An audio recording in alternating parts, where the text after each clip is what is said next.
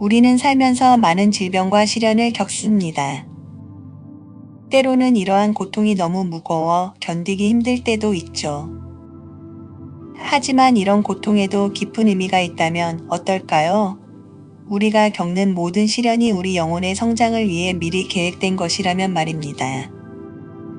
전생 계획에 대한 책을 쓰기로 결심했을 때 저자는 가장 먼저 몸이 병을 앓고 있는 영혼들을 떠올렸습니다. 그는 정말로 영혼들이 이 세상에 태어나기 전에 병을 경험하기로 선택하는지 알고 싶었습니다. 그래서 이런 질문을 던졌죠. 영혼들은 특정한 병을 미리 계획하는가? 그렇다면 그 이유는 무엇인가? 이 질문에 대한 답을 찾기 위해 저자는 에이즈 환자였던 존 엘모어의 이야기를 조사했습니다. 존은 1997년 1월 23일 에이즈 환자라는 진단을 받았습니다. 병원에서는 그를 이름이 아닌 코드 넘버로 불렀죠. 사회가 수치스러워하는 병에 걸렸을 때의 심정이 어땠을지 상상이 되시나요? 존의 삶을 들여다보면 수치심이 중요한 주제였음을 알 수 있습니다. 그는 1956년 미국 남부의 작은 마을에서 태어났습니다. 당시 미국 남부는 인종차별이 심했고 사회적으로 불안정했죠. 어린 시절부터 존은 차별과 편견의 현장을 목격하며 자랐습니다. 10대 때 존은 자신의 성 정체성을 아버지에게 털어놓았습니다. 하지만 아버지의 반응은 냉담했죠. 정신 차려. 넌 우리 집안의 독자야. 우리 집안의 대를 끊어놓을 작정이냐. 존은 자신이 자란 지역의 종교적인 분위기도 그의 성 정체성을 받아들이지 못했다고 말했습니다. 존의 인생에서는 학교든 가족 사이든 심지어 종교적으로도 늘 수치심이 따라다녔습니다. 그는 수치심을 주는 가정에서, 수치심을 주는 학교에서, 수치심을 주는 마을에서 태어나 자랐습니다. 이런 경험들이 존의 삶에 깊은 상처를 남겼죠. 그렇다면 왜 존의 영혼은 이렇게 고통스러운 삶을 선택했을까요? 이 질문에 답하기 위해 저자는 영매를 통해 존의 전생 계획을 들여다보았습니다. 놀랍게도 존의 영혼은 태어나기 전에 이러한 삶을 직접 선택했다고 합니다. 존의 영혼은 자신의 부모에게 이렇게 말했다고 합니다. 저는 수치심을 주는 말을 경험해야만 해요. 제가 제 자신을 찾으려면 아버지가 그런 말씀을 해주셔야 해요. 수치심을 느껴야 제 의지가 강해질 것이고 운명에 맞설 용기가 생길 거예요. 이런 계획은 얼핏 보면 잔인해 보일 수 있습니다. 하지만 영혼의 관점에서 보면 이는 성장을 위한 필수적인 과정입니다. 우리가 겪는 고통과 시련은 우리를 더 강하고 지혜롭게 만들어주는 도구인 셈이죠. 존의 이야기는 우리에게 중요한 교훈을 줍니다. 우리가 겪는 고통, 특히 질병으로 인한 고통에는 더 깊은 의미가 있을 수 있다는 것입니다. 그것은 단순히 우리를 괴롭히기 위한 것이 아니라 우리 영혼의 성장을 위해 필요한 과정일 수 있습니다.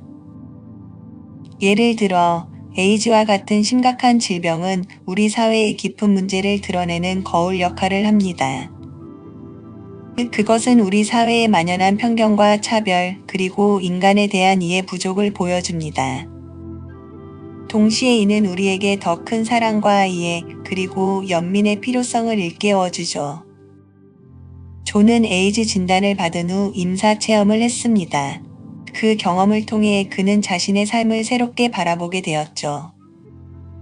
저승사자에게 엉덩이를 걷어차이고 나니까 내가 지금 있는 현실에 감사하는 마음이 생기더군요. 더는 수치심을 느끼지 않게 되었고 깨달은 게 하나 있었지요. 죽음으로 가까이 가면 갈수록 내가 죽기를 원하지 않는구나 하는 것 말이에요. 이 경험을 통해 존은 자신의 진정한 가치를 깨닫게 되었습니다. 그는 더 이상 다른 사람들의 판단이나 자신의 병에 얽매이지 않게 되었죠. 이것이 바로 영혼의 성장입니다.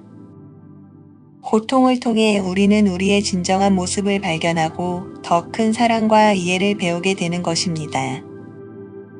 우리가 겪는 질병이나 시련이 단순히 우연이 아니라 우리 영혼의 선택이라는 관점은 우리의 삶을 바라보는 시각을 완전히 바꿀 수 있습니다. 이는 우리가 겪는 고통에 의미를 부여하고 그것을 통해 성장할 수 있는 기회를 제공합니다. 하지만 이런 관점이 우리의 고통을 정당화하거나 그것을 가볍게 여기라는 뜻은 아닙니다. 오히려 이는 우리가 겪는 고통을 더 깊이 이해하고 그것을 통해 더 나은 사람이 되기 위해 노력하라는 메시지입니다. 우리는 모두 각자의 인생에서 크고 작은 시련을 겪습니다. 때로는 그 고통이 너무 커서 견딜 수 없을 것 같기도 하죠. 하지만 그 순간에도 우리는 선택할 수 있습니다. 그 고통에 굴복할 것인지 아니면 그것을 통해 성장할 것인지 말입니다. 존의 이야기는 우리에게 후자의 길을 선택하라고 말합니다. 그는 자신의 고통을 통해 더 큰 사랑과 이해를 배웠고 결국 자신의 진정한 가치를 발견했습니다. 우리도 마찬가지입니다. 우리가 겪는 모든 시련은 우리를 더 강하고 더 지혜롭고 더 사랑 가득한 사람으로 만들어주는 기회가 될 수 있습니다. 이런 관점에서 볼 때 우리의 삶은 단순한 우연의 연속이 아니라 우리 영혼이 선택한 여정입니다. 그 여정에는 기쁨도 있고 슬픔도 있으며 성공도 있고 실패도 있습니다. 하지만 그 모든 것이 우리의 성장을 위해 필요한 요소들인 것이죠. 우리가 겪는 고통, 특히 질병으로 인한 고통은 때로 너무나 큰 나머지 그 속에서 의미를 찾기가 힘들 때가 있습니다. 하지만 존의 이야기는 그 고통 속에서도 의미와 목적을 찾을 수 있다는 희망을 줍니다. 그리고 그 의미를 찾을 때 우리는 비로소 진정한 치유와 성장을 경험할 수 있습니다. 물론 이런 관점을 받아들이는 것이 쉽지만은 않습니다. 특히 우리가 큰 고통 중에 있을 때는 더욱 그렇죠. 하지만 이런 생각은 우리에게 새로운 시각과 희망을 제공할 수 있습니다. 우리가 겪는 모든 것에는 이유가 있고 그것은 우리의 성장을 위한 것이라는 믿음 말입니다. 이는 또한 우리가 서로를 대하는 방식에도 영향을 줄 수 있습니다. 만약 우리 모두가 각자의 삶의 여정을 선택했다고 생각한다면 우리는 서로를 더 깊이 이해하고 존중할 수 있을 것입니다. 누군가의 고통이나 시련을 단순히 불행이나 실패로 판단하지 않고 그들의 성장 과정으로 바라볼 수 있게 되는 것이죠. 결국 우리 삶의 목적은 단순히 편안하고 쉬운 삶을 사는 것이 아닙니다.